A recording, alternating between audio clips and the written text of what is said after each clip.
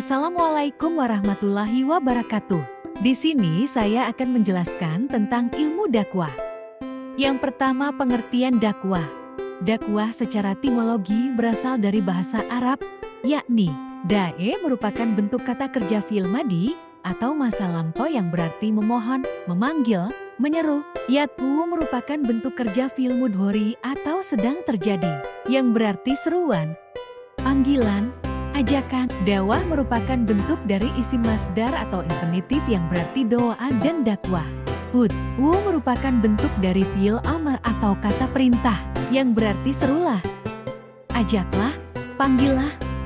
Kemudian secara terminologi, menurut Syekh Ali Mahfud dalam kitabnya Hidayatul Mursyidin mengatakan, dakwah adalah mendorong manusia untuk berbuat kebajikan dan mengikuti petunjuk agama, menyerukan mereka kepada kebaikan dan mencegah mereka dari perbuatan munkar agar mereka memperoleh kebahagiaan dunia akhirat.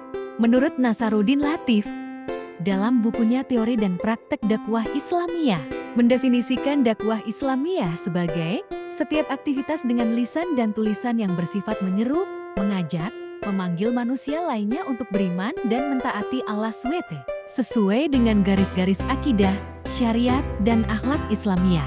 Menurut Dr.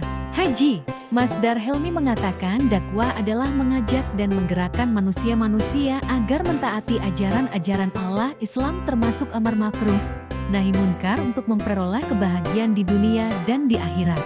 Menurut Profesor Toha Yahya Umar, M.A., mengatakan dakwah adalah mengajak manusia dengan cara bijaksana kepada jalan yang benar, sesuai dengan perintah Tuhan untuk kemaslahatan dan kebahagiaan mereka dunia dan akhirat. Dari pendapat para ahli yang telah disebutkan, maka dapat ditarik 3 unsur benang merah yang menjadi pokok dalam berdakwah.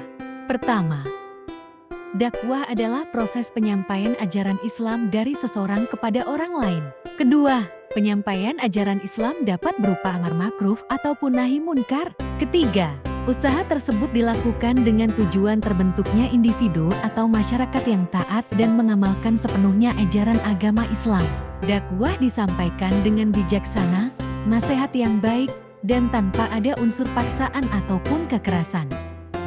Selanjutnya, masuk ke hukum berdakwah serta dalilnya.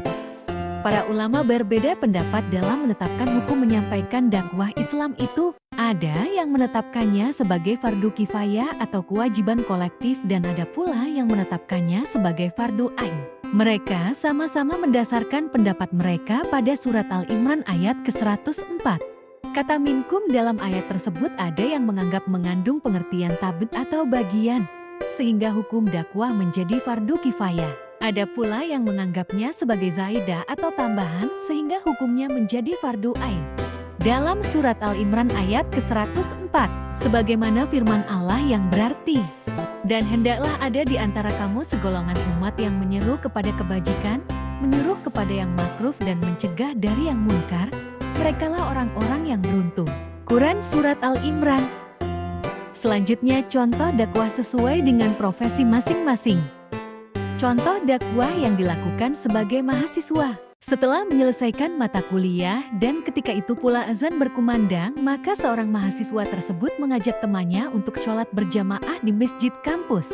Hal tersebut merupakan salah satu aktivitas dakwah oleh mahasiswa. Terakhir penjelasan tentang unsur-unsur dakwah. Unsur-unsur dakwah terdiri dari 6 pokok, yaitu 1. Da'i adalah orang yang memberikan materi tentang ajaran Islam. 2. Mad'u adalah objek dakwah atau orang yang menjadi target untuk menyampaikan ajaran Islam.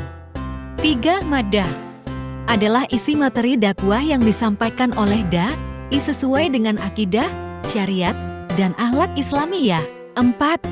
Tarikah adalah metode yang digunakan oleh da'i dalam menyampaikan ajaran Islam. 5. Wasilah adalah media atau saluran apa yang digunakan untuk berdakwah. 6. Atsar adalah efek dakwah, yakni bagaimana materi yang disampaikan dapat dipahami oleh matbu dan dikerjakannya. Sekian, Assalamualaikum warahmatullahi wabarakatuh.